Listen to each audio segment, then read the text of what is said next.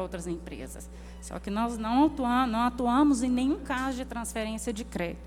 Somente nesses casos em que a gente busca ajudar o contribuinte naquilo que ele pagou a mais de ICMS, naquela redução de base que ele não sabia que ele tinha direito, que muitas vezes ele pode ser ressarcido daquilo, porque vez ou outra aparece a lei de convalidação, que diz que se o contribuinte for lá e recolher o protege, ele pode escriturar esses créditos que ele não sabia, que são extemporâneos, né?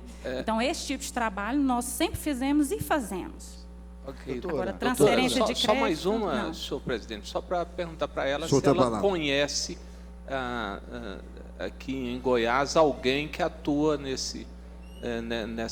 que advoga com esse intuito, algum escritório, alguma senhora que atua nesse ramo tributário, se a senhora conhece alguém que atua, se a senhora... Bom, na área tributária eu conheço vários colegas, né, que atuam, inclusive até alguns auditores aposentados que hoje têm escritórios bons em Goiânia. Auxiliando nessas operações de transferência, a senhora conhece alguém? Que auxiliam na transferência de venda de crédito? Fazem esse tipo de assessoria? Não conheço. Assim, pelo menos agora não me recordo, mas eu a princípio, não sei quem faça essas transferências, né? Porque se o crédito é legítimo, a empresa tem, a outra ponta, que é o empresário devedor que precisa desse crédito, eles vão negociar, né, a compra desse crédito, né? E, tendo vaga na legislação, tendo uma brecha na legislação, algo que autoriza, ele vai utilizar isso aí. Mas o nosso escritório nunca trabalhou com essa transferência de crédito, de forma nenhuma. Mas ressarcimento, sim. Fazemos, sim, vários ressarcimentos, onde a gente comprova que o contribuinte pagou a mais. Deputado Thales Barreto. A PJ da senhora, ela está em nome de quem? Só tem a senhora é sócia única? Quem está na PJ da senhora? Bom, como sócios, no quadro societário, eu era, até pouco tempo, única, né? Não tinha um outro sócio. Mais de 10 anos para cá, eu tenho um sócio, o nome dele é Rafael, e temos vários associados. Silvio Pavan, Marco Bruno. É Rafael Almeida? Isso.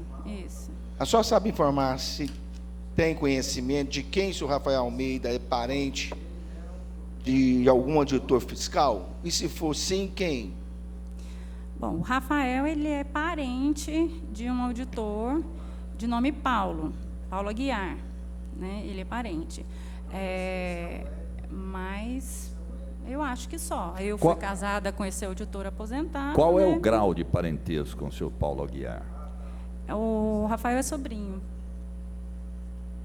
Não sei se por parte de pai ou de parte de mãe, mas é sobrinho, porque a gente quase não se encontra, né? Então não sei se te falar. A senhora conhece também o senhor Alexandre Cury?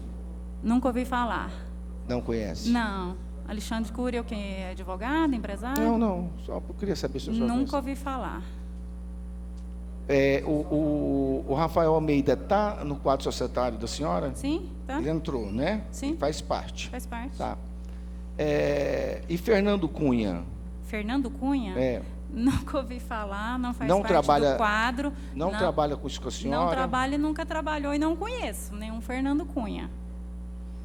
Não sei de quem se trata, né? E muito me estranha também o nome dessas duas empresas, que eu nunca ouvi falar. Por exemplo, você não teria possibilidades, então, de forma alguma, com alguém do seu escritório que estivesse fazendo esse tipo de transação, independente, não estamos falando de transação ilegal. Sim. E se tem alguma transação de venda de crédito otorgado, essa casa aqui participou, isso é fato.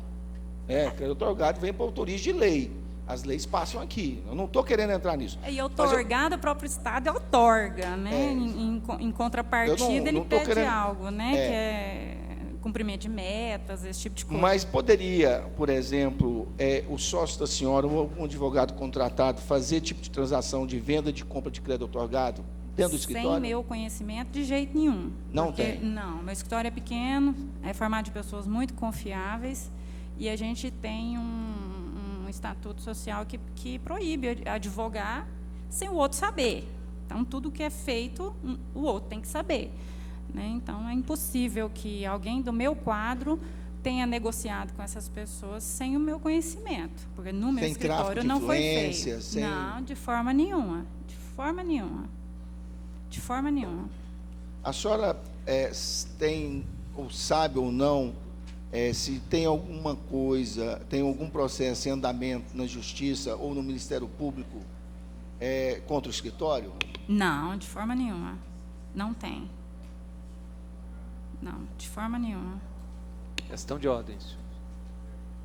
A palavra, deputado Major Araújo. Obrigado, senhor presidente. É só para perguntar também se a senhora conhece Fábio Rodrigues de Araújo Barros. Não, também não. Não sei de quem que se trata. É advogado? Não. Eu não conheço. Eu não conheço nenhuma dessas pessoas. A não ser o Rafael Almeida. Sim, claro, que trabalha no meu escritório. E não conheço nenhuma dessas pessoas e nenhuma dessas empresas, das duas solicitadas, né? Agora, se o senhor quiser também passar a listagem das 20, para eu saber se são meus clientes, eu estou à disposição para responder se sim ou se não, né?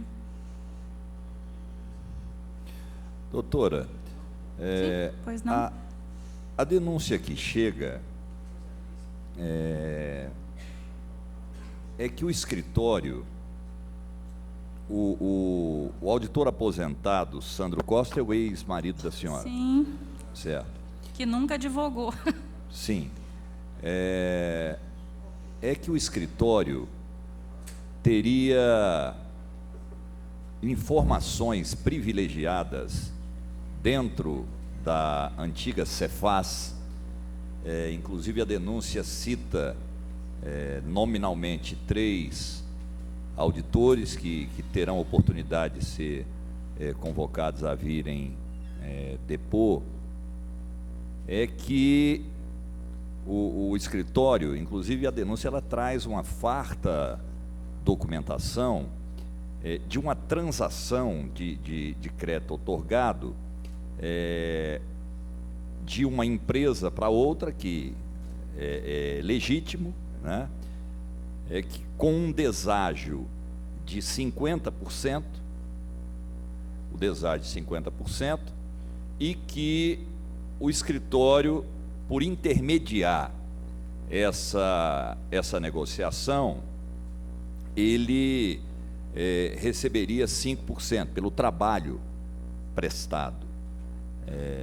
É por isso que a senhora disse que não saberia o porquê da convocação, mas é baseado na denúncia que se encontra aqui nessa CPI. Nós teremos a oportunidade de ouvir todos que foram citados na denúncia, inclusive os servidores, né?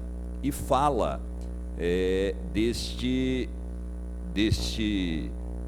advogado que é parente de um servidor, que a senhora acabou de confirmar. Então a senhora reafirma que não tem conhecimento desta denúncia. Eu volto a perguntar, se há pouco a senhora disse, olha, é outorgado, ninguém está fazendo nada ilícito. Claro que informações privilegiadas do órgão aí passa a ser crime, mas existem escritórios, a senhora é da área, que fazem esse tipo de, se não transação, esse tipo de trabalho para as empresas, porque, olha, eu sei lá, há pouco a senhora falou da Mitsubishi, a Mitsubishi tem lá 1 milhão de crédito otorgado, ela não vai usar, a empresa X está precisando de 1 milhão a pagar, o escritório descobre, vai e oferece, faz a transação, ela é legal, o escritório está aí fazendo o trabalho como advocacia. Sim. Tem escritórios aqui que atuam neste ramo? Ou as empresas descobrem do nada para comprar crédito de outra empresa? Como é que fica sabendo? A senhora que atua nessa área tributária, poderia nos ajudar? Olha, como nesse técnica, entendimento? Isso, como técnica, como advogada da área, militante Sim. da área, eu posso te responder que nessas épocas de anistias em que é possível, acho que 2 ou 3 vezes já foi possível você utilizar a parte como pagamento de crédito, né? Você compra o crédito e paga o restante refis, justo. E muitas empresas procuravam a gente para saber se algum cliente nosso tinha algum crédito que poderia ser vendido. Só que nosso escritório nunca conseguiu fechar um negócio de ponta a ponta, porque é muito complicado. Quem tem o crédito quer vender com deságio. Quem está comprando negocia muito esse deságio. E o escritório, geralmente, ganha comissão mesmo para fazer isso, porque você tem que fazer pedidos, tem que depois participar da homologação desses autos. O auto de infração tal, vai ser pago com parte do crédito, parte em dinheiro. O advogado tem que acompanhar, porque se deixar só o contador, pode ter algum erro. Mas nosso escritório nunca conseguiu fazer até hoje, nesses períodos de refis, unir essa ponta de alguém que, por exemplo, um cliente nosso que tinha ressarcimento, ele tinha crédito ICMS sobrando na conta gráfica dele, com alguém que nos procurasse. Por exemplo, o dono de uma rede de um supermercado grande aqui uma vez nos procurou. Virgínia, você tem algum cliente que tem algum bom crédito de ICMS que pode ser utilizado nessa lei, do refis, que possa vender? A gente até indicou, mas como é algo muito complicado, essa transação, e não nos interessava, porque toma muito tempo, as comissões, geralmente, para os advogados, é muito pequena, dá muito trabalho, a gente sempre falava assim, nosso cliente tal tem crédito ICMS porque ele foi ressarcido de ICMS pago a maior, de redução de base de cálculo, que ele não estava utilizando, ele tem esse crédito, o crédito é bom, procura ele. Ia diretamente, certamente, e fazia. Mas, assim, a transação mesmo de transferência, nós nunca fizemos. A comissão é 5%, normalmente? Não, aí eu não sei te falar. Eu não sei te falar. Porque a senhora falou que, normalmente, a comissão é pequena. Para eu entender, gira em torno de 5%? Se você fala comissão para o advogado? Do advogado. Vamos supor que você seja empresa A, devedora de ICMS, e precisa de um crédito para bater num débito que você tem. Sim. Eu tenho esse crédito legítimo, foi um ICMS que eu paguei a mais, um crédito outorgado que eu não utilizei e eu pude lançar depois na conta gráfica, ou até um crédito especial de investimento, Eu tenho esse crédito aqui. Vamos fazer essa relação aqui para você entender como é que é. Você quer comprar esse crédito. Você vai chegar em mim e falar assim, Virgínia, me vende aí 1 milhão de crédito, eu te pago aqui 500 mil à vista. Então, o deságio... Eu que tenho crédito, vou negociar com você. Não, Humberto, me paga 80% disso aqui, um deságio só de 20%. Aí é vocês que negociam. Quem está nessa ponte, geralmente escritório de advocacia, é muito desgastante, nós nunca quisemos atuar nessa área. Sempre indicávamos, aquele do varejo tem tantos milhões de crédito, eu entendo que é um crédito bom, porque nós atuamos para essa empresa, nós sabemos que são créditos legítimos de ICMS, acumulados na sua conta gráfica, procura o fulano lá do varejo, vai direto. Porque é um trabalho desgastante isso aí, sabe? Para o advogado é muito desgastante. Ele ter que negociar tudo isso, depois, no final das contas, acabam não negociando nada, muitos acabam nem aderindo à anistia. Então, nosso escritório nunca fechou essa ponta da empresa A que quer comprar com a empresa B que quer vender. Nunca foi feito nenhum tipo de transação, de negociação assim, lá no escritório. Mas indicação, sim. Humberto, procura a empresa do fulano, que ele tem crédito bom. Vai lá e negocia diretamente. Isso aí, sim, por indicação, muitas vezes nós indicamos. Por quê? Porque trabalhamos para grandes empresas nessa parte de ressarcimento de crédito tributário de ICMS. Quantas vezes, vou dar um exemplo aqui, tem uma empresa do varejo muito grande, que ela passou muitos anos pagando ICMS de 17%, TV, DVD, itens de informática. A lei dizia que era 7%. Comprei um DVD lá na loja dele, no cupom veio lá 17%. Eu, estudante da legislação, falei assim, gente, mas como uma empresa tão grande assim está pagando 17% de ICMS em TV, que é o item de maior venda de uma loja de varejo depois do celular? O que eu fiz? Procurei a empresa, na época eu falei assim, você está pagando 10% a mais de ICMS em um item importante seu. O que aconteceu? Fui contratada na época, nós fizemos um pedido de ressarcimento, junto às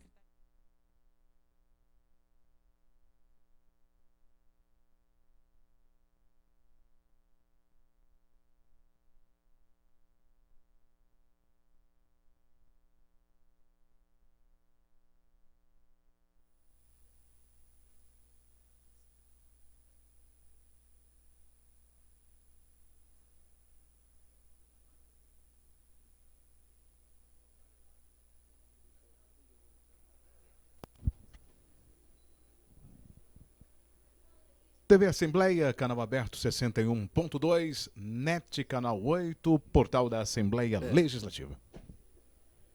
Você acompanha a imagem do plenário Getulino Arteaga.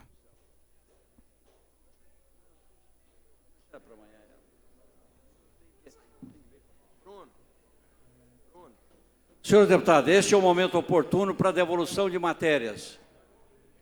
Foi iniciada a comissão mista. Senhor presidente, estou devolvendo aqui um projeto. Senhor de ordem, deputado Humberto Teófilo. Estou devolvendo aqui o projeto 3356 da governadoria, que revoga a lei 18.983 de 2015. Podemos dizer que nós vamos acabar com uma máfia antiga aí, né, do governo aqui passado. Devolvendo devidamente relatado.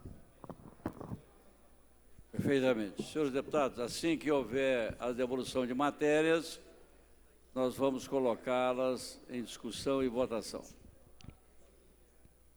O deputado Hélio de Souza preside a comissão mista, sendo realizada de maneira excepcional no plenário Getulino Arteaga.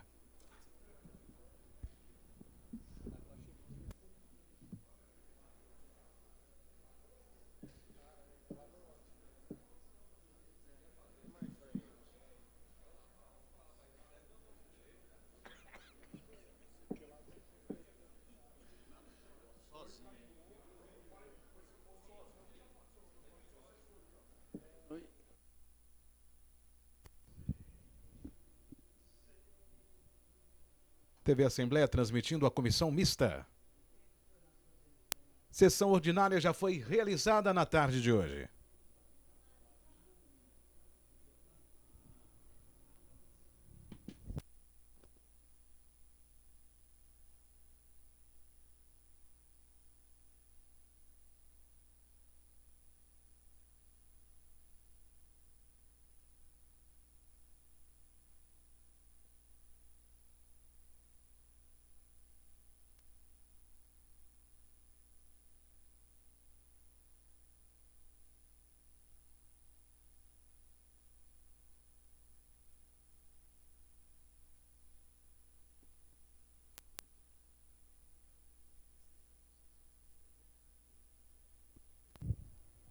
Acesse o portal da Assembleia, portal.al.go.leg.br. Senhores deputados, processo 2019-3352, projeto oriundo da Governadoria do Estado. Assunto: autoriza a aquisição por doação onerosa ao município de São Simão ou imóvel urbano que especifique e dá outras providências. Está em discussão. Questão de ordem. Só, deputado Lucas, permita-me explicar essa. Gostaria de pedir ao deputado Lucas, Antônio Gomide, que fazem parte da oposição, e a gente entende isso, mas isso aí é uma área que está sendo destinada ao Estado, pelo município de São Simão, para a construção de uma unidade do Corpo de Bombeiros. O próprio município que efetuará a construção. Então, acho que é uma parceria salutar. Estou apenas explicando a matéria. Se puder abrir mão do pedido de vistas, é um projeto que querem começar o mais rápido possível a construção, atendendo à cidade, independentemente de questão partidária, que sabem bem a posição partidária do prefeito. Então, é uma parceria que vai dar um resultado positivo para a sociedade, até mesmo porque nós sabemos a condição de São Simão e da represa que lá se encontra. Então, o governo também entende importante ter uma base em São Simão. Senhores deputados, é um projeto, como o líder do governo, Bruno Peixoto, manifestou, ele é relatado pelo deputado Hamilton Filho, e que a proposta é para que o município de São Simão construa uma unidade do Corpo Bombeiro naquela cidade. Então, está em discussão o relatório do deputado Hamilton Filho pela aprovação. Vista. Vista? Vista. Vista o deputado Lucas Calil. Presidente, pela ordem. Sou de ordem, deputado Henrique César. Apenas para devolver um projeto de lei devidamente relatado, projeto 3353, que permite a utilização da redução da base de cálculos do ITCD, prevista na Lei 19.871, de 23 de outubro de 2017. Só para devolver.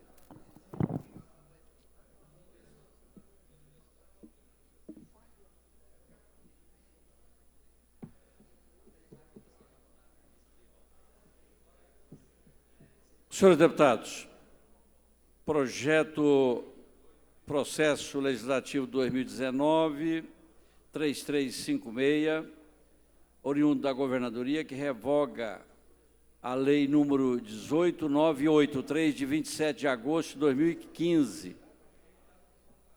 Esse projeto foi relatado pelo deputado Humberto Teófilo, que na sua manifestação é pela aprovação. Está em discussão. Vista. Vista, presidente. Vista ao deputado Antônio Gomides e Lucas Calil.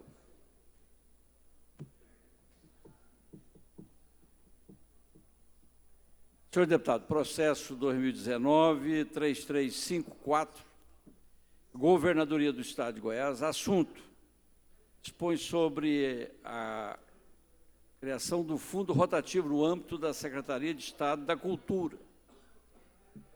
Relatado que foi pelo deputado Hamilton Filho, que na sua manifestação foi pela aprovação, e que está em discussão. Vista, presidente. Vista ao deputado Antônio Gomides e Lucas Calil. TV Assembleia, comissão mista.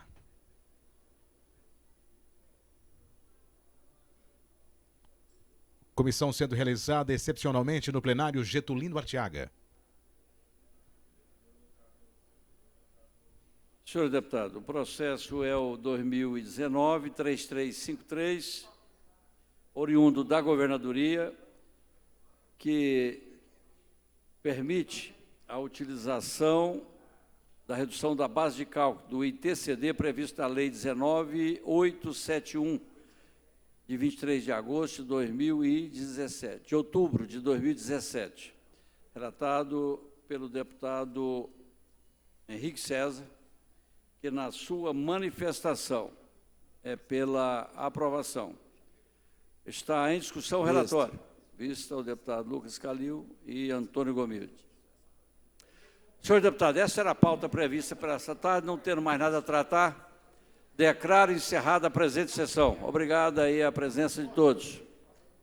Está encerrada a sessão.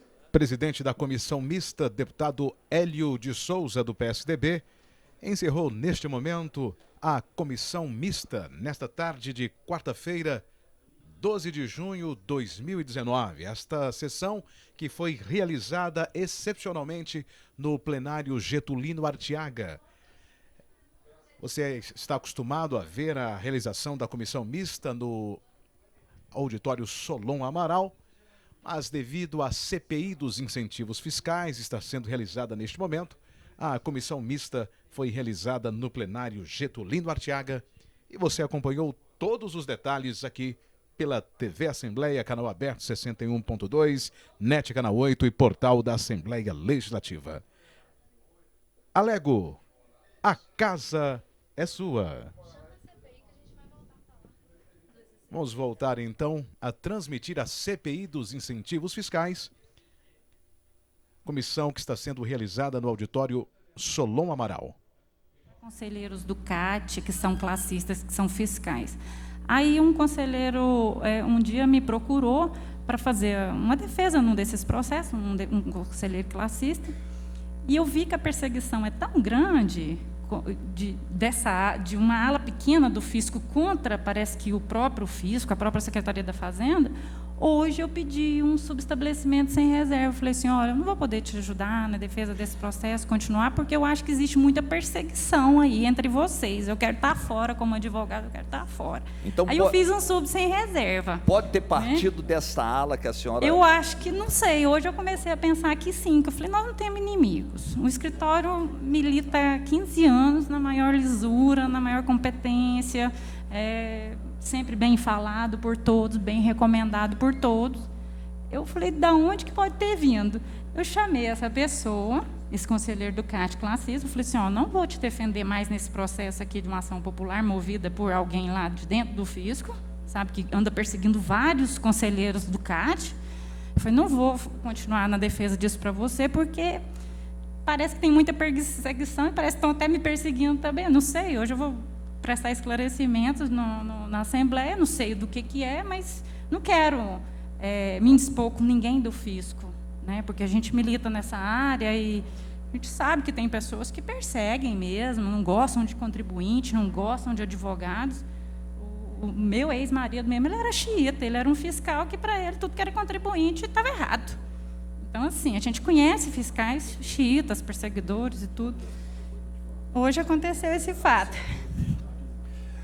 Deputado Major... Não sei se tem a ver com essa pessoa, mas essa pessoa tem entrado com várias ações populares e infundadas contra conselheiros do CAT. A senhora poderia declinar o nome dessa pessoa? Quem seria essa pessoa? Bom, eu queria ser mais neutra possível, mas... Acho que a senhora poderia colaborar, já que está entrando com ação, ele não deve estar entrando com ação como anônimo, né? Chega lá e faz uma denúncia anônima, né? Ação popular, sim, né? Nesse processo, que eu preferi subestabelecer sem reserva, não fazer a defesa desse conselheiro do CAT por causa de perseguição de gente do próprio fisco, quem move a ação contra ele se chama Cláudio César, não sei o que, Modesto. Cláudio Modesto, do Sindifisco, coisa assim. Eu não o conheço pessoalmente, mas eu sei que ele move contra Nivaldo Carvalho, contra Antônio Martins, que é conselheiro fiscal, ele que é próprio fiscal, movendo ações contra eles. Ele move a ação contra Paulo Diniz, que é conselheiro do CAT também, que é o presidente do Sinat. Ele move a ação contra um monte de fiscal. Aí, um desses conselheiros me pediu, você pode fazer uma defesa aqui para mim, nessa ação popular que o Cláudio entrou contra mim? Eu falei, posso fazer. E na maior ingenuidade fiz a defesa, né, justificando só que aquilo não procede. E aí, hoje, eu cheguei a essa conclusão. Falei, será que esse negócio na CPI tem a ver com essa perseguição que acabou vindo em torno de mim, de alguém do próprio fisco que está ali, parece que para perseguir, né, pessoas do próprio fisco?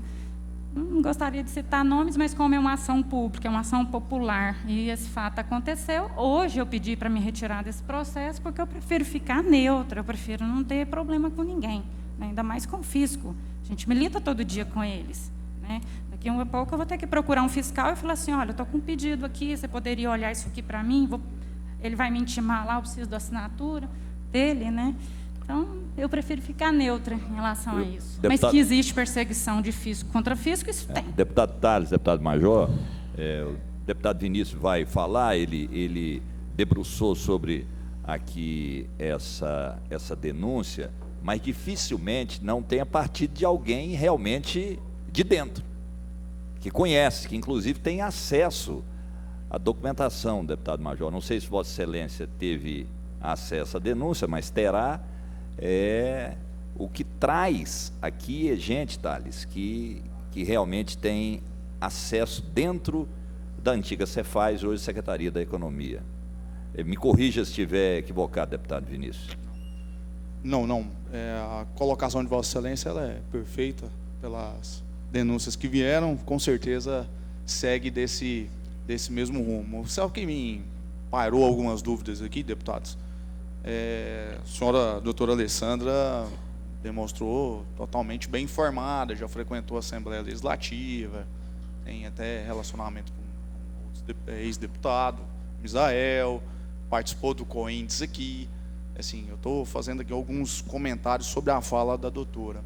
Vir para uma Assembleia Legislativa intimada e por diversas vezes Vossa Senhoria falar que não sabia nem por que estava vindo aqui, qual era o motivo da vinda, ou o que estava acontecendo, eu acho assim, que no mínimo olhar no site do Assembleia, você sabia que estava acontecendo uma CPI de incentivos aqui. Sim. E provavelmente você saberia que... Tem uma matéria resumida lá, doutor. Isso. E um detalhe a mais que me chamou mais atenção. Na denúncia, eu vou ler essa pequena parte, dizendo que o escritório de Vossa Senhoria advoga para Friboi, Ricardo Eletro, Eletrosom, JBS, Bertin, Mitsubishi, Hyundai e outras mais, sendo que na época da lei, chamado Friboi, participaram ativamente da elaboração. E quando o deputado Humberto Aidar falou sobre a questão da lei Friboi, ela automaticamente disse, olha, quem elabora a lei são vocês. Nós não tínhamos falado em nenhum momento aqui que a gente estava pensando que vocês tinham elaborado a lei junto com ex-auditores e tal, mas a denúncia chega assim. E ao mesmo momento a senhora já se defendeu, parecendo que tinha conhecimento, inclusive, da denúncia que eu estou lendo aqui, né? Então eu quero que reitere mais uma vez, quero perguntar à senhora mais uma vez. Sim, pois não. A senhora não advoga para nenhuma dessas questões aqui a senhora não tinha conhecimento dessa denúncia, a senhora não tinha, em nenhum momento chegou a senhora essa denúncia, que o escritório da senhora talvez estava sendo comprometida aí a sua atuação por influência, por informações privilegiadas. Não. Então, ficou assim meio que dúbio essa questão, quando a senhora, na hora que falou Friboi, a senhora, não, quem faz a lei são vocês. Ficou parecendo que a senhora tinha um conhecimento prévio da denúncia que, ora, nós estamos lendo aqui. Não, foi, desculpa, mas só uma parte. Sim, claro. A forma como foi perguntada, a senhora participou efetivamente da elaboração da lei? Claro que não. Nós participamos efetivamente no convencimento de que eles adequassem a lei do refis daquela época, que era um passivo grande. Nós havíamos perdido os processos no CAT, no Conselho Administrativo, e a empresa tinha interesse em não levar essa discussão para o judicial, porque se fosse para o judicial, embora o parecer da gente era que os autos eram eivados de nulidades e que judicialmente eles teriam boas chances, eram processos que redundariam anos na justiça resolvendo. Então, na época, o nosso posicionamento foi no sentido de que eles aproveitassem ao refis, como outras, acho que mais de 1000 empresas aproveitaram, e fizesse a quitação. Na época, a empresa até nos falou uma coisa que até me chocou, e falou assim, olha, mas é tanto dinheiro para aderir a essa anistia, que parece que foi mais de 300 milhões, não me lembro na época, porque foi em 2014, 2015. 150 milhões. E parcelou outros tantos milhões, né, que parece que somando dá mais de 300. Nessa época eu não participei, quem fez toda essa parte foi o jurídico deles mesmo de São Paulo, que vieram, fizeram o parcelamento. Mas a empresa, na época, comentou assim, que se vendesse as 4 plantas frigoríficas do estado de Goiás, não dava os 300 milhões que eles tinham pago aqui, né? Mas que o nosso posicionamento era perder os processos do CAT. Para levar isso para a justiça é muito demorado, é muito caro. Então, que eles aderissem à lei de anistia, ao refis. Mas, doutora... Então, isso nós participamos ativamente porque a gente advogava nos processos no CAT, né? Então, quando veio a lei, nós indicamos, nós recomendamos que eles aderissem à anistia, tanto que depois aderiram, sim, eles acharam por bem aderir. Mas eles não acharam que fizeram um mau negócio, né? Falavam que sim, porque se vendessem os quatro frigoríficos que eles tinham em Goiás, não dava os 300 milhões. Mesmo que eles sabendo parcelaram. que devia 1 bi 300 e 1 bi seria perdoado. Você sabe a multa do Estado, geralmente, em torno de quanto ela circunda? 140%, mais de 140%. Qualquer auto de 100 mil, ele vira 1 milhão rapidinho, por causa do juros, da correção monetária e das multas impostas. Ou seja, mas se não houvesse a lei, a dívida era 1 bi 300. A dívida era 1 bi alguma coisa, não considerando que a empresa tem 60% de redução de multa se pagar antes de inscrever na dívida ativa. Isso aí já cairia 60%, né? Então, o bi menos 60%, se não deixasse os débitos inscritos na dívida ativa, ele já teria esse desconto de 60%, que é um desconto que existe até hoje. Qualquer contribuinte devedor de CMS. Mas, ou ele apresenta... Doutora, o seu escritório teve dificuldade de convencê-los a essa negociação? Entrar nesse refis? Não é que teve dificuldade, foi uma recomendação nossa na época, haja vista que os processos foram todos considerados procedentes pelo fisco lá na época, né, no Conselho Administrativo. Então, foi recomendado que eles levassem para o plano de anistia do Estado. Senhor presidente, esse escritório que a senhora se julga pequeno, que advoga para Friboi, para JBS... Pequeno porque envolve uma banca pequena de advogados. Nosso interesse não é grandes volumes de processo. Certo. A gente controla para ter um volume menor de processo. Certo. Esse escritório que basta uma banca pequena, mas com ações de volumes. De 15 anos, né? Nós Sim. temos uma história de 15 anos. Perfeito.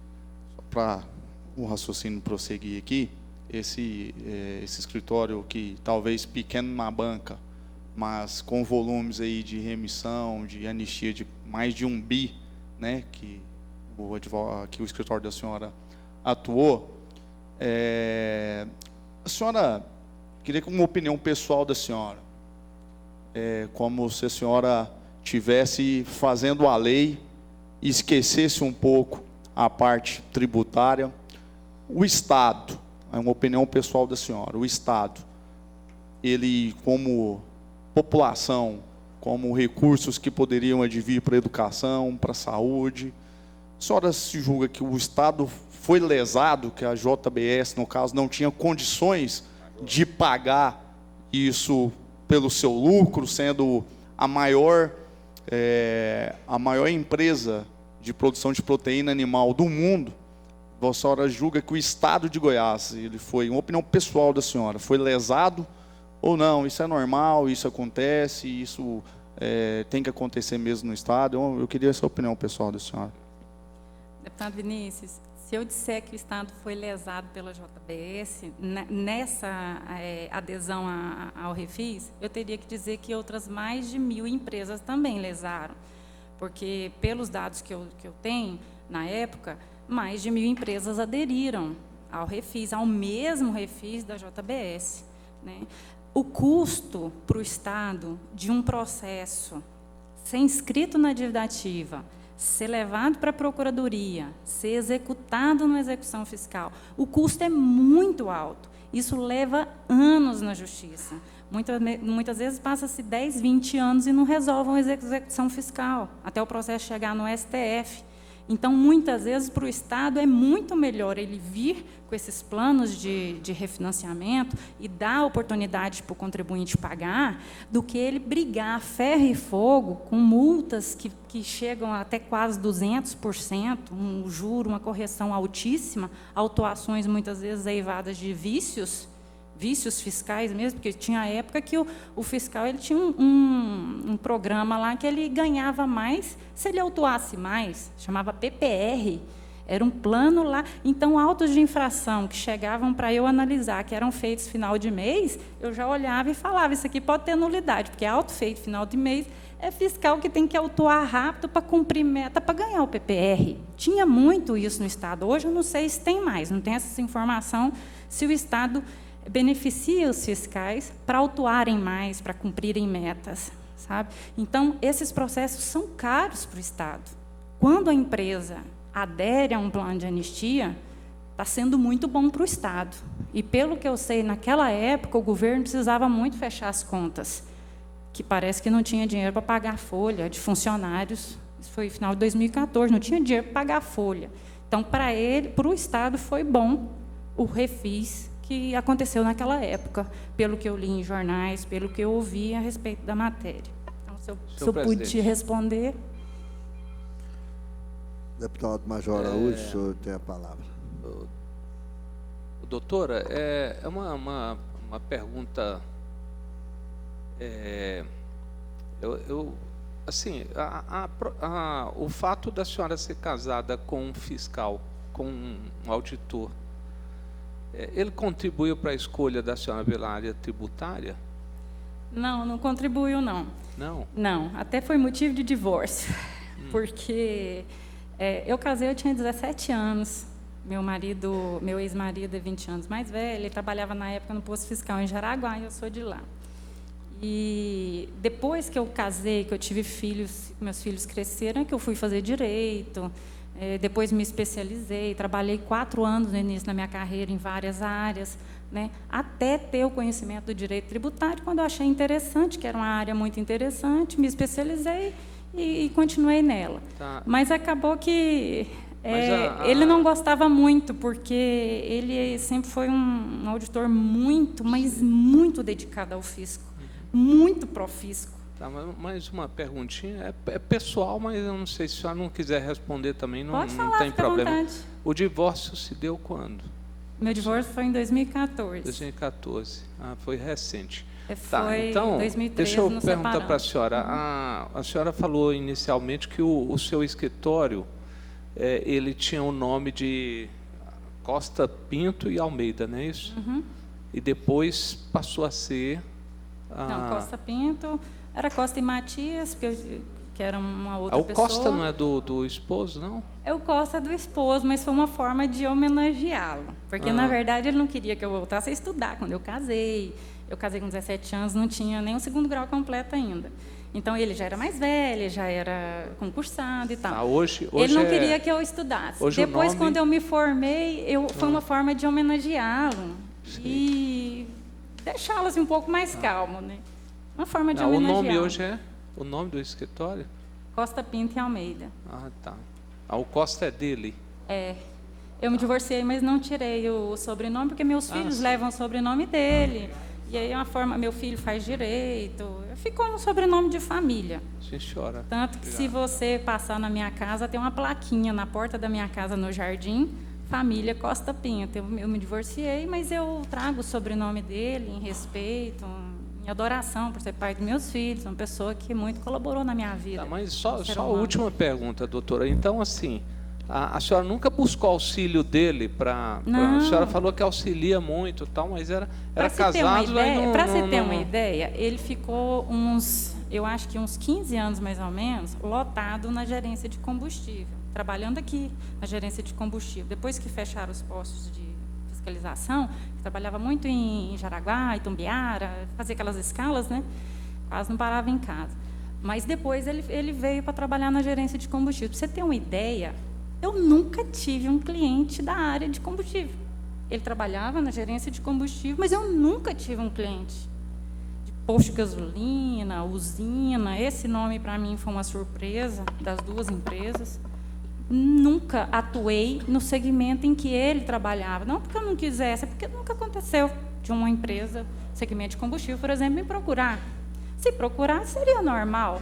O que não seria normal era eu fazer com que ele influenciasse em algum processo que ele tivesse auditando, ou alguma coisa assim. Coisa que nunca aconteceu. Eu tenho a total tranquilidade em relação a todas essas questões. Doutora, para essas empresas que o escritório atua, a senhora tem conhecimento dos TARES que são assinados, que são os contratos, empresa, Estado? A senhora tem conhecimento dos TARES que foram assinados por essas empresas na concessão de incentivos? Dessas empresas que eu atuei, eu teria que me recordar, porque não foram trabalhos, assim, não me lembro de ter feito algum TARE, mas com certeza deve ter sido feito algum pedido de solicitação de TARE, né?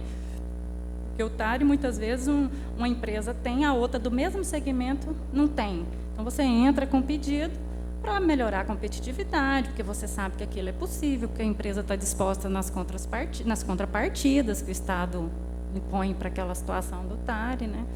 Assim, de cabeça, eu não me lembro agora de um termo de pedido de regime especial que eu tenha feito.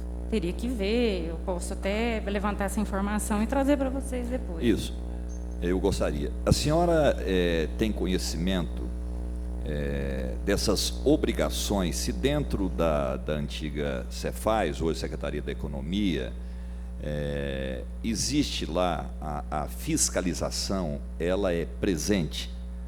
As empresas que a senhora trabalha, elas são fiscalizadas para ver se as contrapartidas, as obrigações estão sendo cumpridas, ou isso não é comum nos TARES que a senhora tem conhecimento? Se a empresa não cumpre, arrisca todas as determinações da lei ou do termo de acordo, ela é autuada.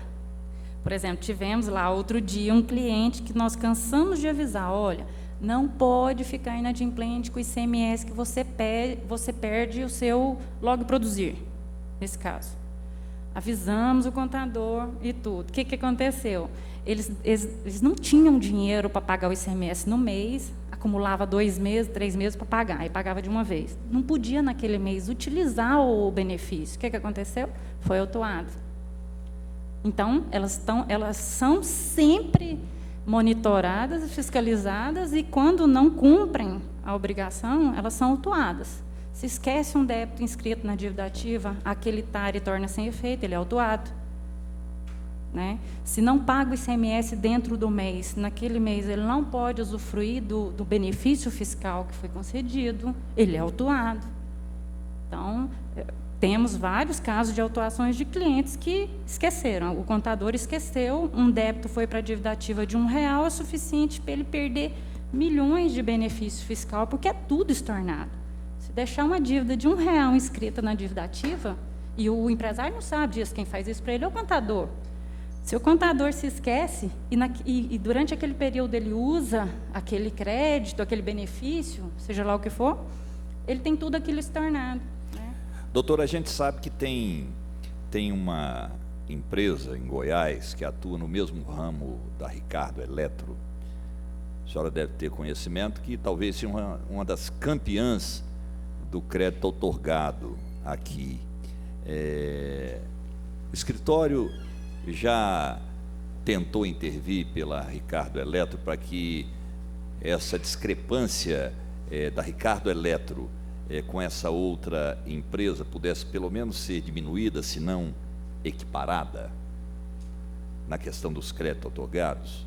Porque a senhora mostra conhecimento dessa área, né? A senhora disse há pouco que tem empresa que celebra o TARI, outra não celebra, né? E que o escritório auxilia essas empresas, né? Num linguajar aqui mais popular, olha, por que a empresa X ganha o benefício, eu que atuo na mesma área não recebi, né? Então, entra com alguma ação para poder também receber o TARI, né? Nós temos, por exemplo, entre as empresas que mais recebem, o Novo Mundo. Novo Mundo atua na mesma área da Ricardo Eletro, né? Como é que a Ricardo Eletro se coloca recebendo muito menos do que a Novo Mundo? Ou nós estamos errados? A Ricardo Eletro, em crédito outorgado, também está recebendo a mesma quantia? Que crédito outorgado seria esse? Porque existem vários créditos outorgados. Que crédito? Na saída, os 2%, 3%? Que crédito outorgado seria esse? Não, eu não posso te falar sobre o Novo Mundo, porque eu nunca advoguei para o Novo Mundo. Esses créditos outorgados que podem ser negociados, por exemplo. Entendi. Não, a senhora está entendendo. Sim, claro. Sim. Eu só não estou entendendo essa analogia que foi feita agora. A Ricardo Eletro, então, para que as pessoas entendam, ela tem, se a gente for pegar numa escala de números, ela se equipara ao Novo Mundo quando o assunto são benefícios fiscais? Eu não posso te dar essa informação porque eu não advogo para Novo Mundo e advoguei para Ricardo Eletro em ações muito específicas. Não sou advogada mensal dele. Sim, mas a senhora conhece quem tem, quem não tem, né? Talvez até mais do que a gente. Militante da área? Sim. Sim, claro. Claro, é isso. Claro. A senhora está aqui como colaboradora nossa. Como técnica da área. Então, por exemplo, eu se dono de uma empresa da mesma área, né, e estou vendo outra que atua no mesmo ramo e está recebendo XY, eu procuraria o meu escritório que me representa para poder também buscar o benefício. Isso é legal, é moral, não tem nada de ilegal. É isso que eu estou perguntando. Como é que a Ricardo Eletro se coloca nessa situação? Eu não tenho essa informação para te passar, porque eu não sei como é que ela se coloca em relação à concorrente dela. Nunca reclamou? Não. É satisfeita com o benefício que ela recebe? Eu acho que sim, eu não sei. Porque a Ricardo Eletro tem lojas no Brasil inteiro.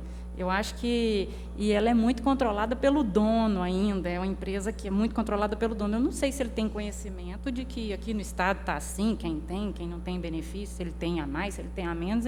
Essa informação não posso te dar. Pois eu não sou advogada da Ricardo doutora, Eletro de forma contínua. Fui advogada em algumas causas. De forma como leigo, por exemplo, eu penso que o escritório, eu estou trabalhando para a Ricardo Eletro, né? Quanto mais eu aumentar o benefício da Ricardo Eletro, mais o meu escritório vai ganhar, né? Se não ganhar em honorário, vai ganhar moral com a Ricardo Eletro. Sim, como a senhora fez com uma empresa que vendia televisão e estava lá pagando 17%, a senhora disse, olha, é muito. Aí passou a advogar para essa empresa. Eu estou dizendo profissionalmente. Isso, eu sei, eu entendi a sua pergunta. Eu só não sei responder porque eu não tenho conhecimento de nada em relação a Novo Mundo. Nunca advogamos para Novo Mundo. Né? E para o Ricardo Eletro, advogamos em ações pontuais, em algumas. Ele tem advogado aqui no estado de Goiás, que faz advocacia mensal, tributária, inclusive, que, salvo engano, não sei se ainda é o doutor Tibúrcio. Ele é advogado da Ricardo Eletro na parte civil, consumidor tributário, há muitos anos. Eu advoguei em questões pontuais, já desde 2014, 2015, não advogamos mais. Então, não posso falar o que o Ricardo pensa em relação ao concorrente dele, Novo Mundo, etc. Não tem como te falar. A senhora, quando a gente pensa... Gostaria até de te responder, mas sim, não sei. Mas não tendo possibilidade, eu entendo. Quando a gente pensa de incentivo, crédito otorgado, você já vem à cabeça logo que são indústrias, né?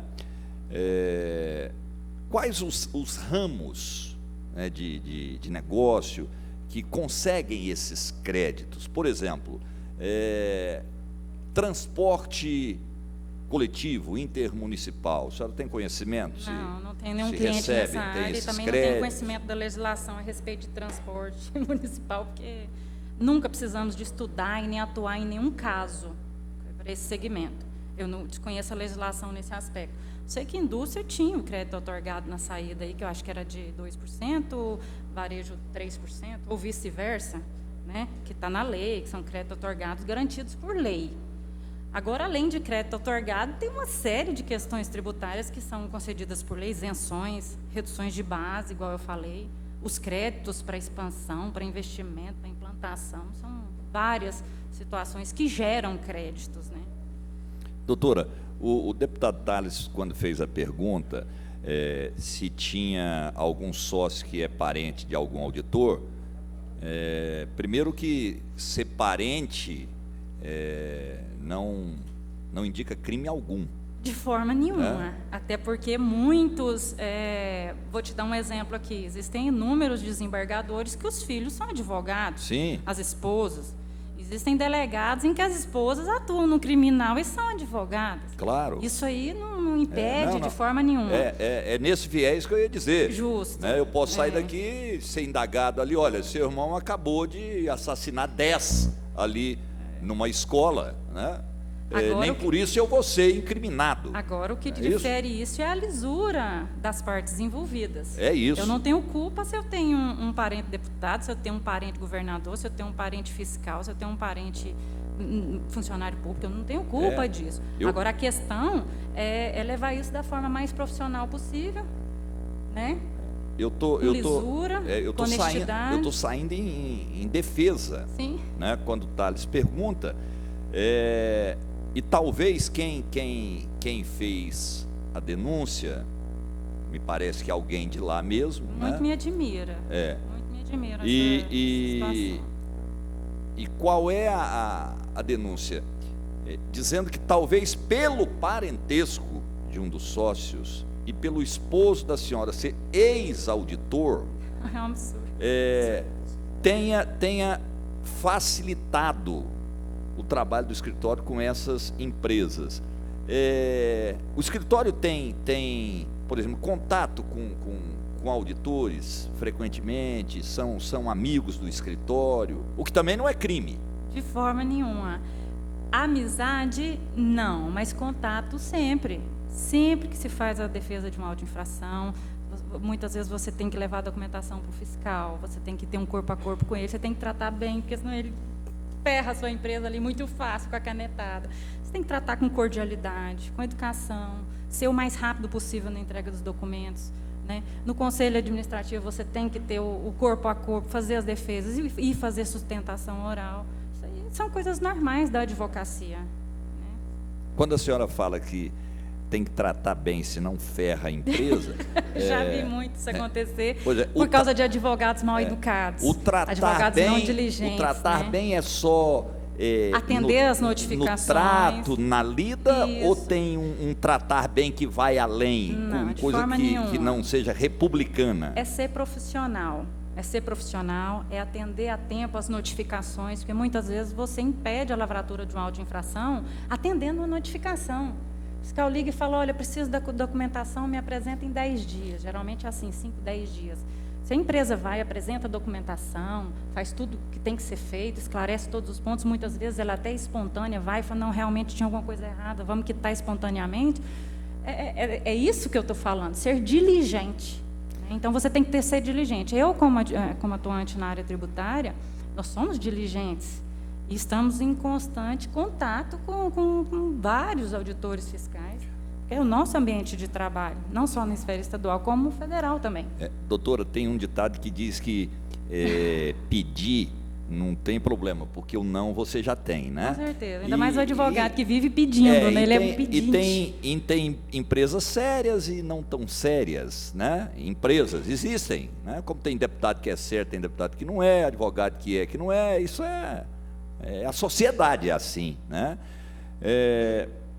Por alguma ocasião, existe empresas que sabendo da ligação de um sócio com auditor, de um ex-proprietário que é ex-auditor, tenha procurado o escritório para conseguir alguma, quebrar, por exemplo, alguma multa, facilitar alguma coisa? Bom, isso se chama facilidade, venda de facilidade.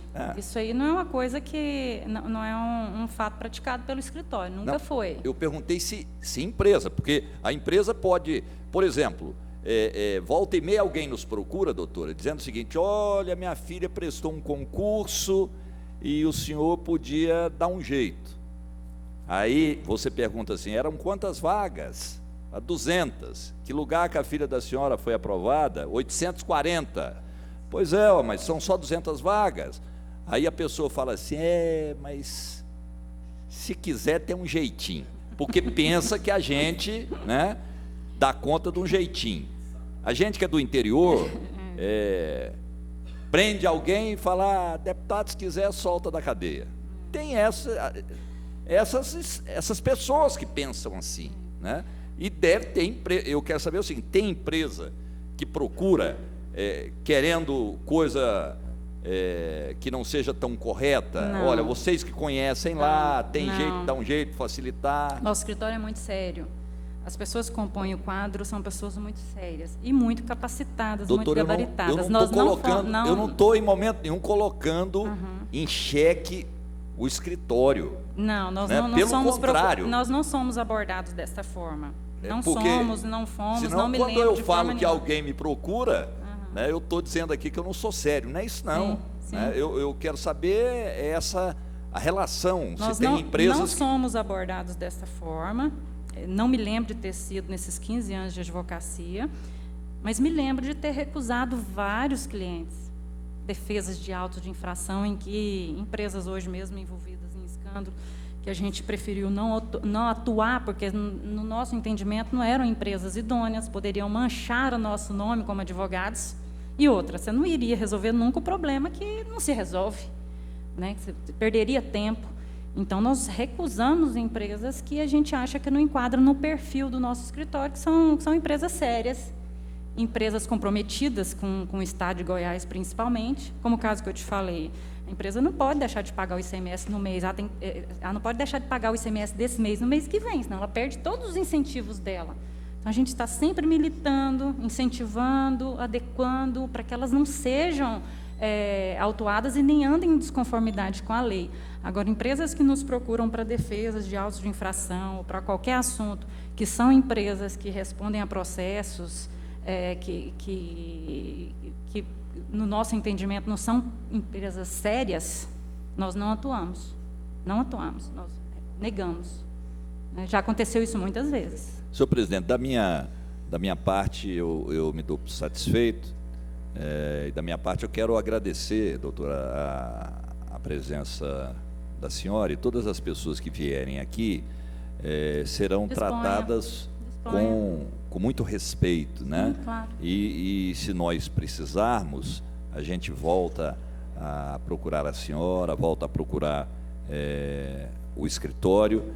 E essa CPI, quando criada, na verdade, nós vamos basear estritamente na questão técnica, né? Documentos que estão nos chegando lá da Secretaria da Economia, do Tribunal de Contas do Estado, né?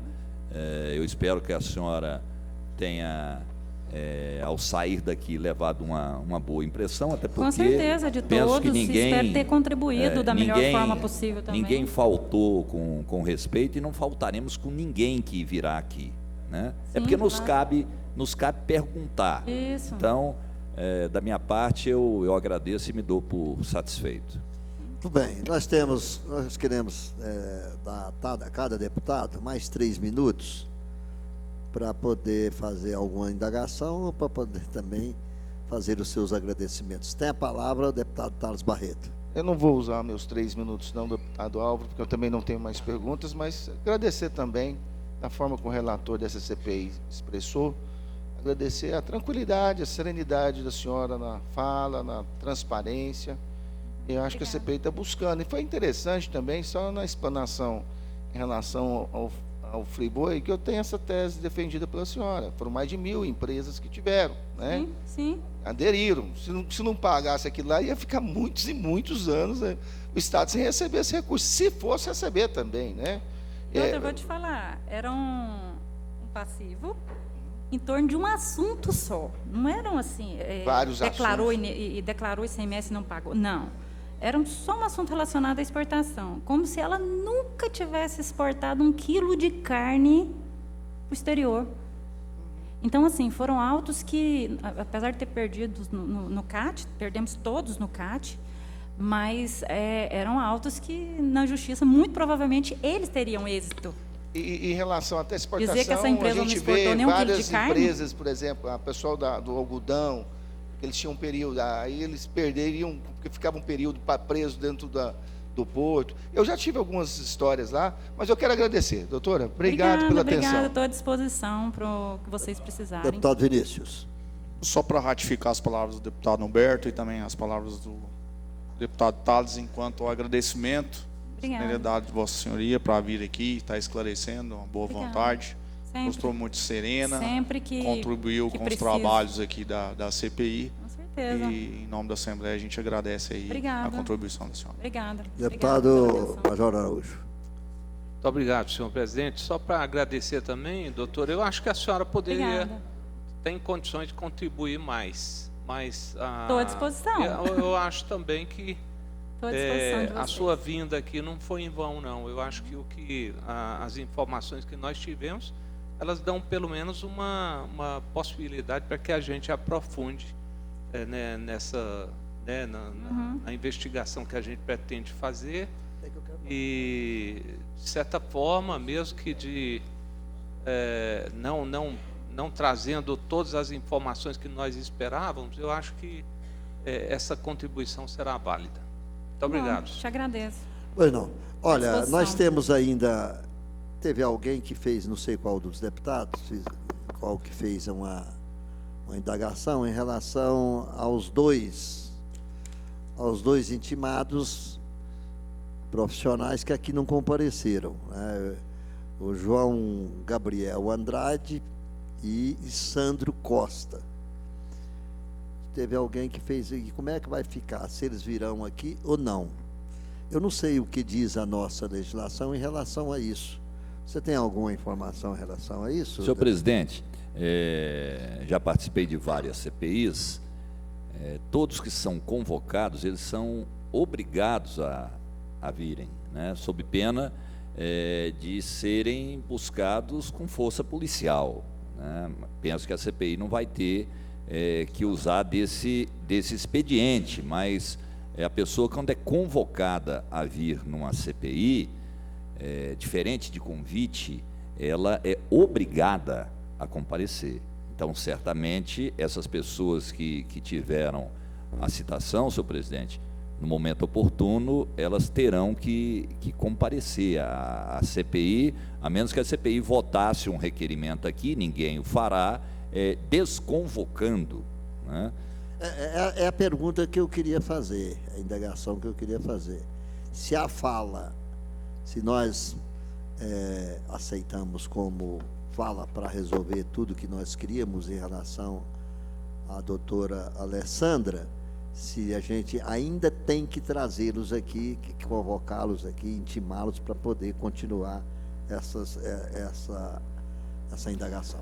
Senhor presidente, de minha parte, penso que quem pode responder melhor é o autor do requerimento, mas como relator, senhor presidente, eu agradeci a presença da doutora, mas quando um membro desta CPI faz o requerimento e nós aprovamos, né, não é de bom tom que a gente abra mão, né? A pessoa pode vir aqui e nós entendermos que não tem pergunta a fazer, mas deixar de vir é um descumprimento, né? Ainda mais sendo profissionais da área, que conhecem, né? Qualquer advogado sabe o que se trata uma CPI, né? Se fosse uma pessoa qualquer, a gente iria até entender. Eu faço uma parte aqui, mas deputado, advogado, porque sim, eles não são advogados do escritório. O Sandro, por exemplo, é só meu ex-marido aposentado pelo Fisco há 5 anos. Ele não é advogado, ele é formado em economia, sim, nunca advogou com a gente. Ele Gabriel, não foi, meu sobrinho, mora no interior, não é do quadro do escritório isso, também. Pelo contrário, ele trabalhou, foi aqui na Assembleia uns anos atrás. Ele nunca trabalhou comigo.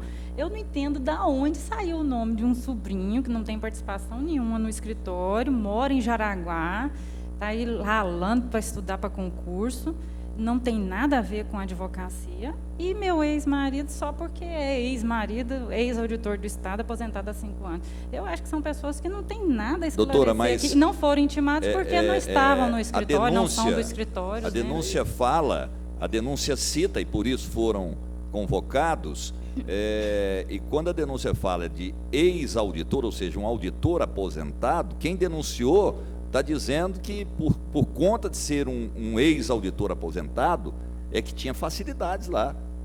É isso. Então, para a CPI, eu digo para a senhora que é muito mais importante ouvir um ex-auditor que conhece, vai poder falar, inclusive, dessas questões que a senhora aborda, que lá no Fisco tem uma ala que trabalha contra o próprio Fisco, do que a senhora. Ele conhece muito mais de Fisco do que a senhora, né? Ele trabalhou lá muitos anos, chegou a aposentar. Então, nós podemos, o sobrinho, por exemplo, eu estou dizendo aqui, mas quem fez o requerimento, quem tem poder de retirar, é o autor do requerimento. Mas não soaria bem, senhores, para a CPI, você convocar, desconvocar, fica parecendo, né, que quem convocou, convocou ao léu, né, e essa CPI não iria brincar, né? Agora, se o sobrinho vir aqui, né, e antes da CPI, os deputados ficarem convencidos que ele faz parte da denúncia, mas não tem que ser ouvido, é uma questão. Agora, deixar de convocar, senhor presidente, eu não sei se nós devemos fazê-lo. Questão de ordem. O senhor tem a palavra pela ordem. Senhor presidente, a testemunha aqui já foi ouvida. Eu acho que não convém deliberar aqui. Eu acho que ela pode ser dispensada. Não, ela já está dispensada. Sim, nós estamos discutindo aqui, sim, realmente em relação à convocação, à intimação dos dois que não compareceram. Então eu quero fazer a pergunta. É porque ela continua na mesa, só para. Eu acho que Não, se acho até que causa até constrangimento até para ela. Só para terminar, então, eu queria agradecer a presença da senhora. Agradeço a senhora, também estou à disposição. A senhora foi muito gentil com a gente. Obrigada, vocês respondeu também. todas as perguntas dentro do seu conhecimento, Sim, é claro. Mas se a gente precisar novamente da presença da senhora, com certeza nós vamos convocá-la mais uma vez. Sim. E a senhora tá liberada. Muito obrigado pela presença. Agradeço aos senhores. E só um adendo, no caso de necessidade de comparecimento dessas duas pessoas, que são alheias ao quadro e etc., como foi falado, que se envie intimação no endereço novamente deles, né? Porque no meu endereço eles não serão encontrados nunca, não fazem parte do corpo e não ficam no escritório, não são de lá. Um é do interior e o outro não trabalha lá, não tem um endereço lá. Muito obrigado. Viu? Senhor presidente, eles comparecerão. Senhor presidente, eu também sou da opinião que devemos manter a convocação baseado a intimação, baseado que isso dá margem aí para que outros que não venham depois sejam dispensados também, e para demonstrar aí a força que a CPI tem, não só no papel, mas a exercer a força por nós mesmos aí. Então eu sou a favor que mantenham.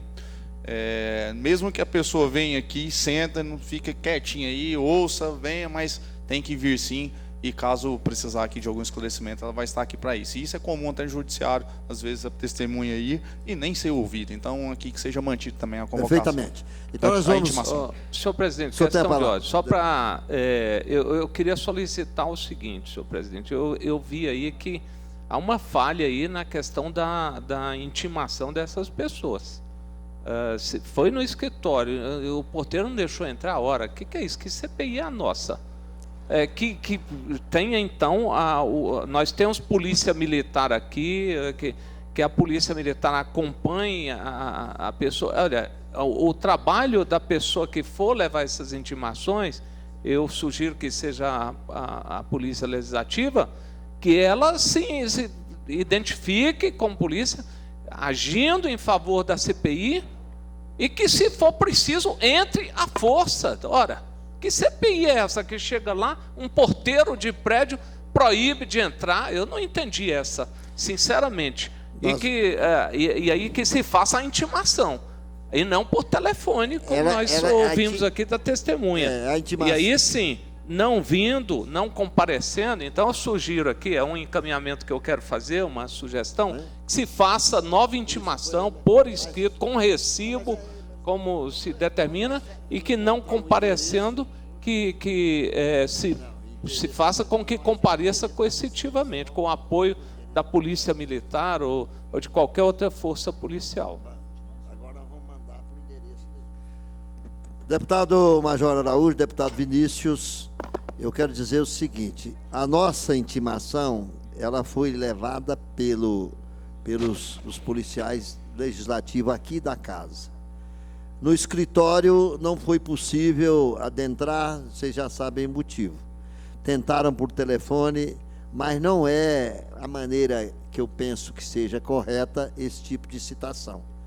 Então, agora nós vamos fazer o seguinte, deputado Vinícius, nós vamos procurar o endereço da residência desses dois cidadãos, esses dois profissionais, para que a gente possa fazer isso ainda esta semana. Me parece que o Sandro, o ex-funcionário público da Secretaria da Fazenda, está viajando, né, o auditor, e a gente vai tentar fazer. Não sei se pode fazer por edital também, deputado Humberto Aidar. Senhor presidente, para mim, o que eu entendo é que o rito processual que acontece no processo pode ser adotado pela CPI. Então, essa intimação por edital, todas elas, eu acredito que seja pertinente. Não comparecendo, se bem que no caso de testemunha, não tem edital não, tem no caso de citação. A testemunha tem que ser intimada. Não comparecendo, condução coercitiva. Não há que se falar mais em nada, senhor presidente. Então, a minha sugestão é: intime-se pessoalmente a testemunha com o recibo, né, da intimação, e não comparecendo, que ela seja conduzida coercitivamente. Eu peço a nossa assessoria para poder tomar as devidas providências no sentido de a gente não usar a força, né, deputado Humberto? Agora, se for preciso, se eles não vierem, aí a gente vai mostrar que essa CPI não está para brincadeira, que estamos aqui querendo resolver questões importantes no que tange ao nosso estado de Goiás. Deputado Humberto, só queria falar mais alguma coisa? Eu agradeço a presença dos auditores que aqui compareceram, pessoal dos tribunais que estão aqui, a nossa assessoria. Agradeço muito aos deputados que aqui compareceram em massa. Foi unânime aqui todos os deputados presentes. Um abraço a todos e muito obrigado. Está encerrada a nossa reunião.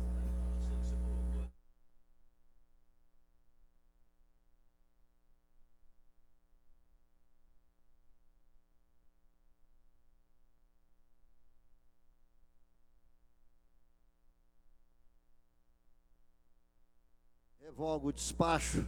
Deputado Vinícius, eu quero colocar em votação, deputado Major Araújo, a retificação da ata da 5ª reunião quanto à data de sua realização para se ler dia 19 de maio de 2019. A gente errou nessa aprovação da ata, consiste no dia 20 de maio de 2019.